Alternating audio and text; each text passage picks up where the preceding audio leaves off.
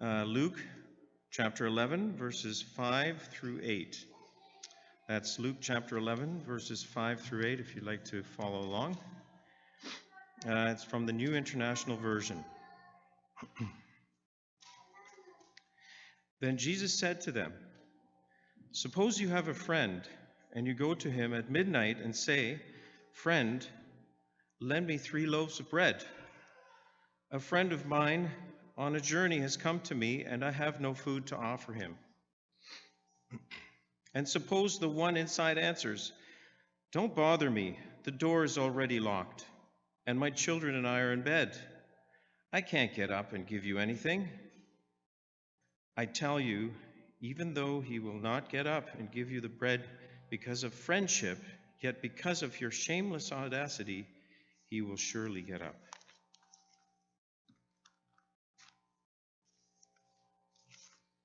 and give you as much as you need."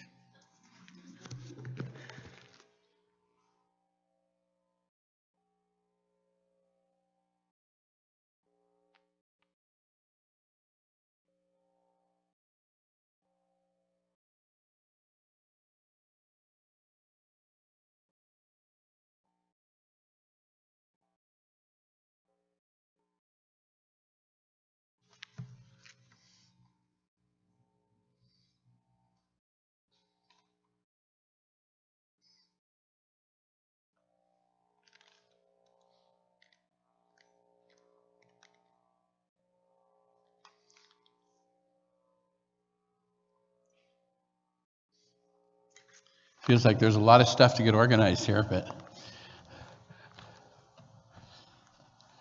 I was realizing I was missing one other thing. Okay.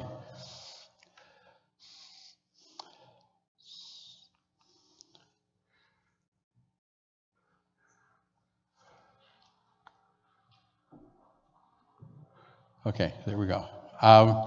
Okay, we're involved in a series of sermons, as you will recall, that Jay and Miles have been working on, planning on evangelism, and especially the idea of and we're not going to cooperate here. There we go. Calling it harvest fields and looking at the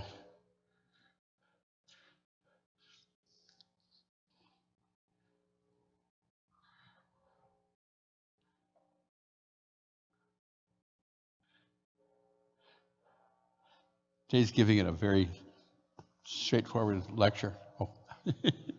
Okay. I ran through this all the way at the beginning before, so we may have to just run it from the back, guys, and then we not worry about it.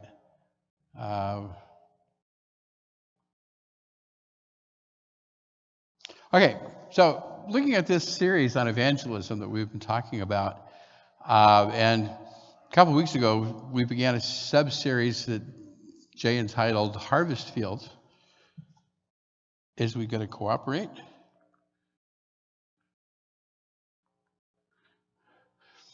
And as you think about places, you know, that passage where Jesus talked with the disciples that says the fields are white to harvest. And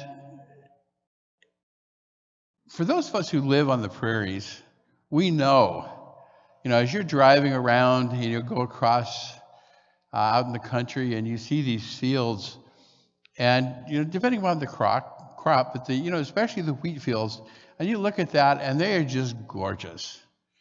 They're just ready to go. And, you know, as you think about the fields being white to harvest, that there's kind of a need to divide that in terms of looking at the idea of what these fields are, where are they? And so they've broken down this series, and Jay talked about family last week. There's friends. Next week, Miles, I think, going to be talking about community and neighborhood, and then Raleigh's going to be talking about workplace. So kind of change that title slide to what we're talking about today, friends. Now, as you think about the idea of friends, friends are among our closest relationships. You might think family, and that may be true, may not be true. I've dealt with a lot of people who did not have very good relationships or very strong relationships with their family, but yet many of us have had friends that are closer. The Proverbs talks about the idea that there's a friend who is closer than a brother. That there are people that we have had in our lives. And I think back to the fact that, when many years ago when we were in school, and I had some tremendous friends, and they were the people that I asked to serve as my best man and the other men that were standing with me when we got married. And similar, I think, for Diana, the young ladies that were her attendants. And other friends through the course of our lives. We think of the story back in the Old Testament of David and Jonathan, who shared just an absolutely amazing relationship, even though David posed a threat to Jonathan's eventual throne.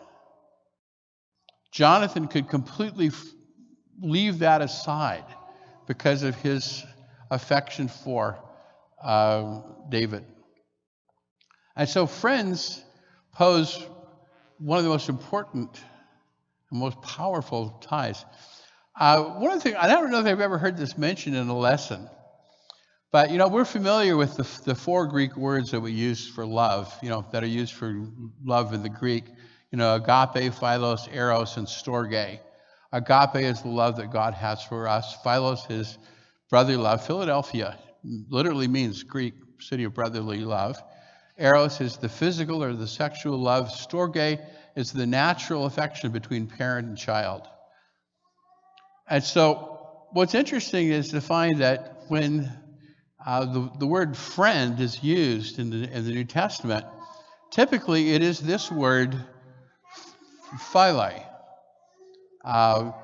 coming from that philos. And it's referring to that close relationship.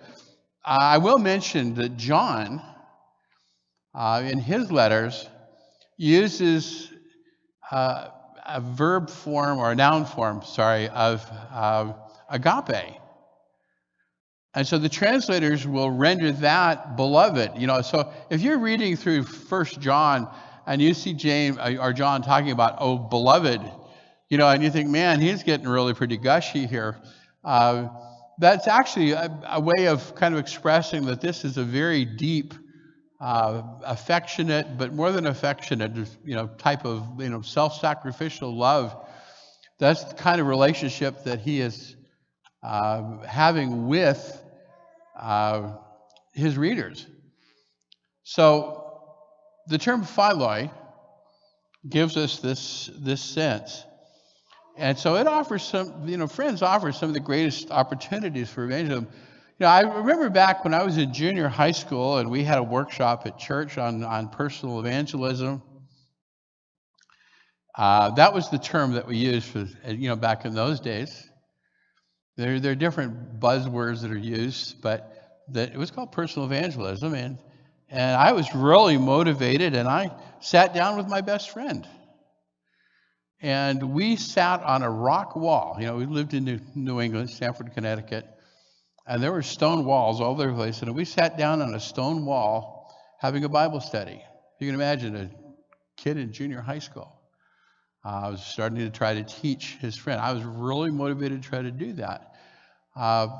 And the crazy thing was, Ron was willing to let me. And I'm sure that it must have been a very awkward and stumbly kind of a thing. And it didn't really go anywhere, but it was important to me to share with Ron because he was my best friend. And so friendship is a close personal relationship with somebody you enjoy being with. Many years ago, before we moved out here, Unfortunately, before many of you were born.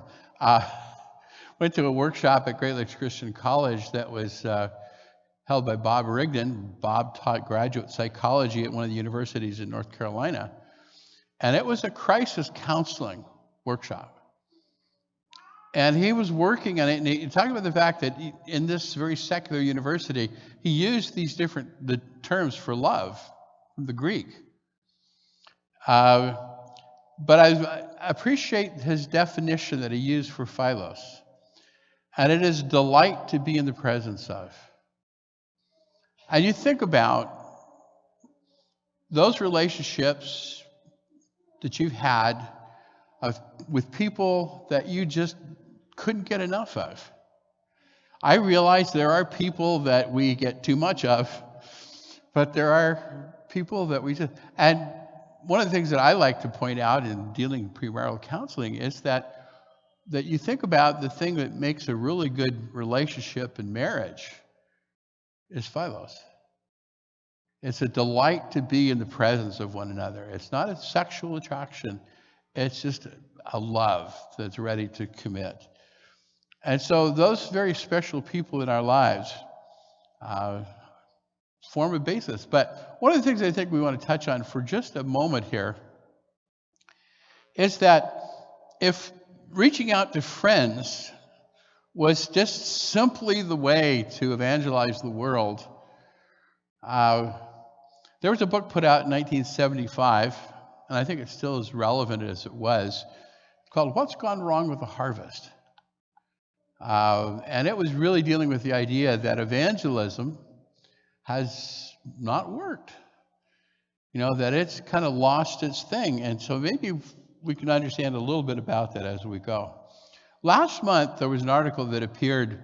I get emails from Tom Rainer. And this was written by Chuck Lawless.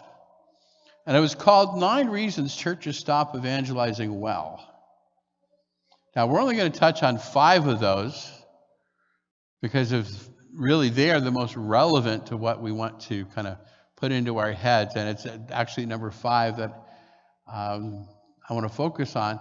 But, for example, churches lose vision and focus for evangelism. Another way you might say that is they get distracted. It loses its priority. 2, they come to pay more attention to internal things. It's kind of a natural thing that as churches grow through evangelism, that focuses shift. That as they grow, there's more need for pastoral care. There are more issues, more concerns, more problems, more people hurting. Fellowship becomes self-protective.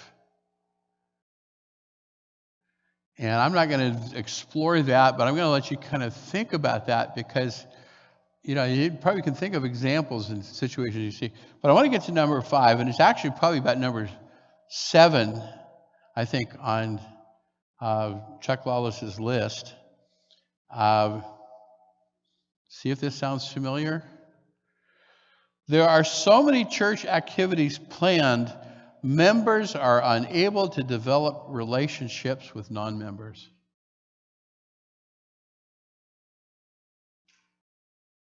Can you edit that down real quick in your mind? Church members are so busy with church, they don't have time for other people. And so you kind of look back at some of the others, the shift attention to the eternal, change of focus, more need for pastoral. You can just kind of see how everything is turned over and inverted.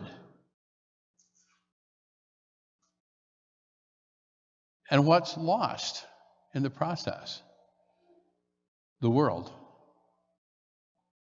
The world is lost without Christ. But the people who have the gospel are busy with other things.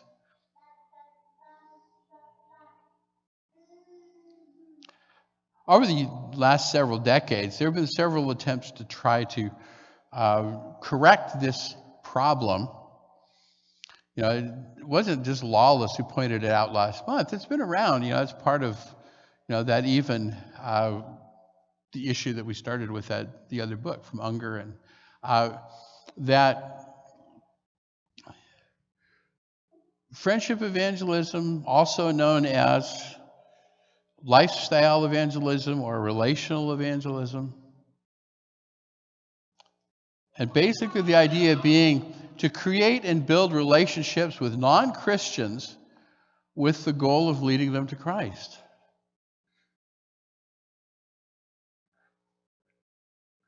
Now let me ask you a question. How many non-Christians do you have in your friendship circle? Not acquaintance, friendship. You know, and one of the things I thought about doing and decided not to is to draw the different circles of relationships. You know, because we realize that, you know, acquaintances and strangers are, you know, are people that are way out there and we don't really have any real connection with. But how many people are in our close circle that are not Christians? One of the things that happens as we grow as Christians, we become more and more caught up in the life, activity, programs, and fellowship of the church. And so how do we reach out to those who are not?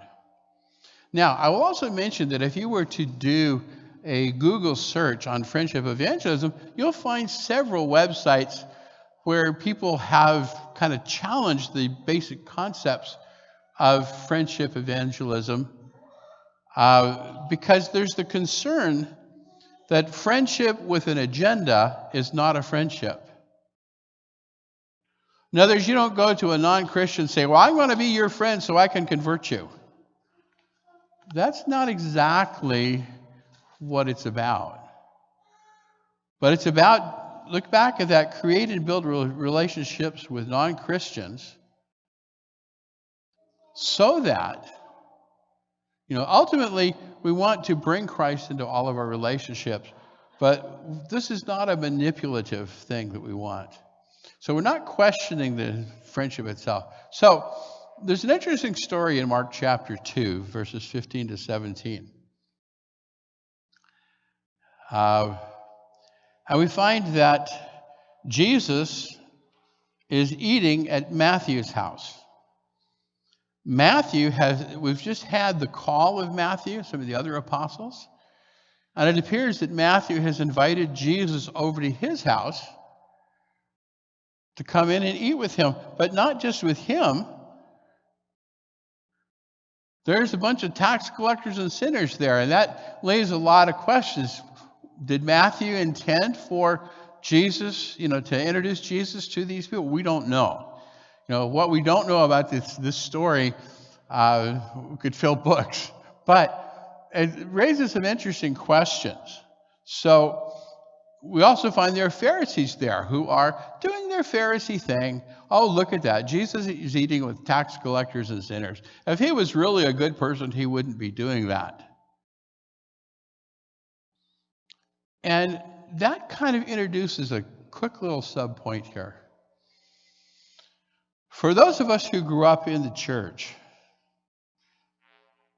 we were often given a message that kind of seemed to say, don't hang around with people who aren't Christians.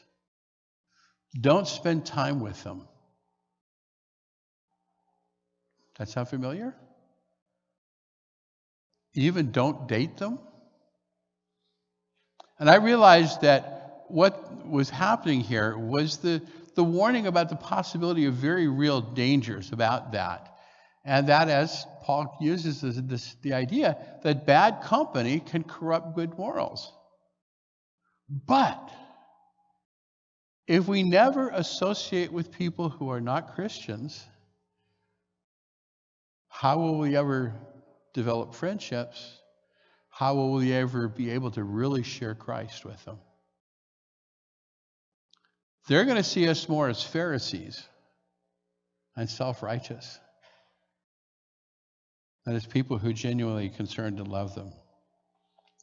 So, the question is, are these Matthew's friends? We don't know. And what's interesting, and I just got to point this out, there's no mention of any response coming out of this. So if Matthew's intention was for these people to meet Jesus, we don't really see any specific after that. All right, so let's talk about building friendship. So getting to know people. When you think about it, we have many people that are in that group that we would call acquaintances. We know them in a very superficial way.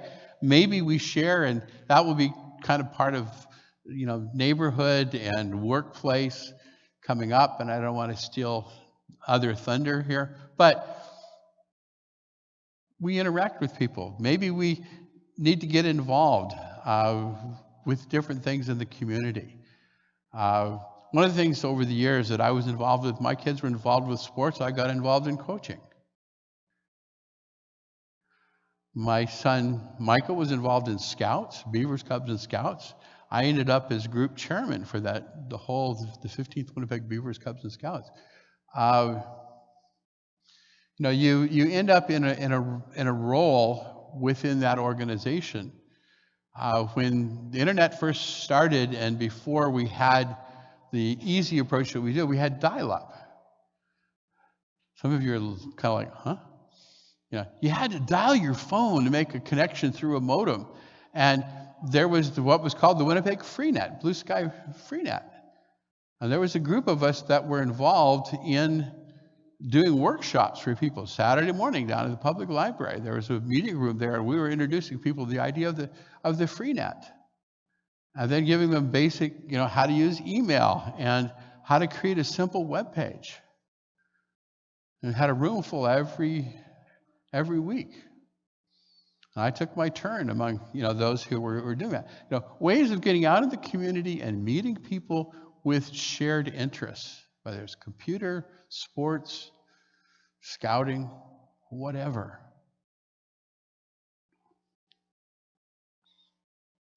See, friendship is based on shared, mutually enjoyable, there's an extra N, enjoyable. It must be Nintendo, okay. Experiences and activities. When you think about it, there are people, and you maybe think about somebody that you like to go hunting or fishing with, you like to go to the movies with, you like to go out for dinner. Hospitality is a great way to get to know people, isn't it?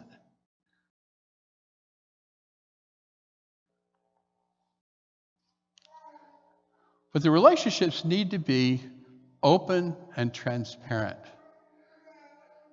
And that's where that objection that some people have to friendship evangelism comes in, is that if I have a hidden agenda of where I want to maneuver you to in that relationship, that's not open and transparent. But if we can just enjoy being together, and one of the things that happens, and I'm going to raise this as just a quick point, is that if you think about it, there are passages through the New Testament that bring us to the idea that non-Christians may ask us. Peter gets into that idea, whoever asks you, you always be ready to give an answer for the reason, for the hope that is within you. That I think if we are living our lives in the way that we should, that it should be attractive enough to the non-Christians around us that they'll ask us, what are you doing? Why are you doing it? What makes you tick? I think so much of the time Christians have gone out to try to be evangelistic, and not to make it sound as bad as it sounds, but trying to force it down people's throats. They're trying to push it on people when I think it could be the term attractional evangelism. And it needs to be unconditional. Sometimes in dealing with people who are not Christians, we have to put up with things from our friends, non-Christian friends, that are very difficult. Their attitudes. I've had some of my non-Christian friends over the years tell me jokes that, I've got to be honest, they were funny, but I didn't appreciate them. But dealing with them in a way that doesn't come across as self-righteous and just slam that person down.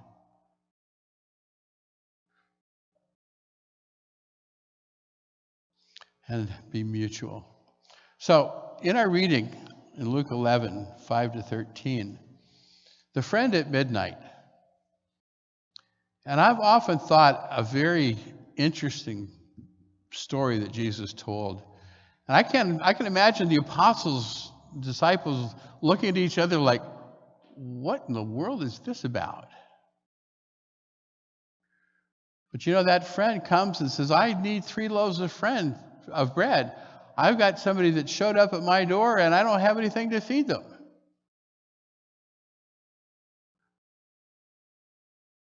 Let me ask you 2 questions from that. Who would you get out of bed to help? You notice in the story, the guy begins by saying, go away.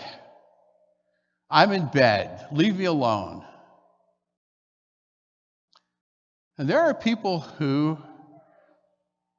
kind of wear friendship thin by calling in the wee small hours. But there are sometimes people who have a real need. So maybe the second question, who would feel they could ask you to get out of bed? That's a great level of trust and friendship, respect. Somebody's car's broken down. It's late at night. It's a cold January night. And they can't think of anybody to call. They think of you. Are you honored and privileged by that or annoyed? Well, you think about friendship means being the kind of person that they feel safe in calling. They know that you're going to help and you are going to be happy for the opportunity to help them. So becoming and being a friend. Spending time and making friendship a priority. We don't want to say to our non-Christian friends, sorry, I don't have any time. We want to develop friendships and relationships. One of the best examples or descriptions of Jesus is that he went about doing good. Wasn't he an objective motive? Jesus did good for the sake of doing good for people. And I think that's the important example that Christians need to do to be like Jesus. And it's in doing that non-Christians will ask us about what it is that we are. And so, I thought about doing this as a major point. I'm just going to skip on it real quickly. Salt, light, leaven, those little mini parables about influence. That we have an effect on the lives of people that may not be visible, but are noticeable. And if we weren't there, would be missed. And so for people to be able to connect, this person is somebody I can count on. This is somebody who will help me. This is somebody I want to have around. It's being real. That's just one of those expressions. But non-Christians need to see, They have a stereotype of Christians, and we're not real to them. We speak a language they don't understand. We use all of these phrases that they're clueless about. Can we just be real with them and to be honest?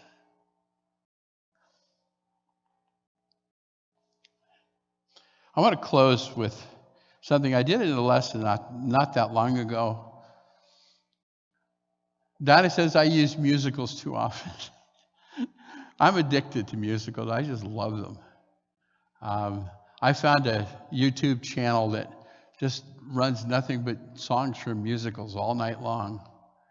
And I hooked that up, put that on my ears, and I fall asleep after about the third or fourth one. But in the musical Wicked, there's a song that it's just so powerful to me. Because you talk about how to reach your friends. Well, this is two friends singing this to each other, looking back. There's Elphaba, who is the green wicked witch of the West, ultimately. And there's Glinda, as Frank Oz wrote it originally, but as Christian Chenoweth put it, Galinda. And as they are kind of acknowledging their relationship, it comes down to these two lines. Because I knew you, I've been changed for the better. Think about the power of salt, light, leaven, of influence, that by being associated with us, people who are not Christians find themselves being inspired, encouraged, moved to change. And they stop to say, what's going on? Why is that? I've had people who hit that point and say, whoa, I don't want this to happen. And they pull back. But then after a while, they'll say, well, actually, I liked what was happening. I liked the changes that were being made. To have people around us saying, because I knew you, I've been changed for the better. The whole thing is not about us. It is about Christ and us following the example of Christ and being like him as we touch out and reach to the people around us. So our closing song is talking about, following Jesus, being like him. And so as we are thinking about that, we always want to encourage everyone to be thinking about, well, what is your relationship with Christ like? Jesus used that term friend to describe his relationship with us. And therefore, we want to go out and be friends to those around us. And it may be that for those who are here or watching now or later, that there's something in your life that you realize is just not right. And you want to have a relationship with Christ. And you want to have a fellowship with other Christians. We want to encourage you, you can talk with Jay or Miles or one of the elders, to encourage you to think about your relationship with God and your response to Jesus. Let's stand as we sing.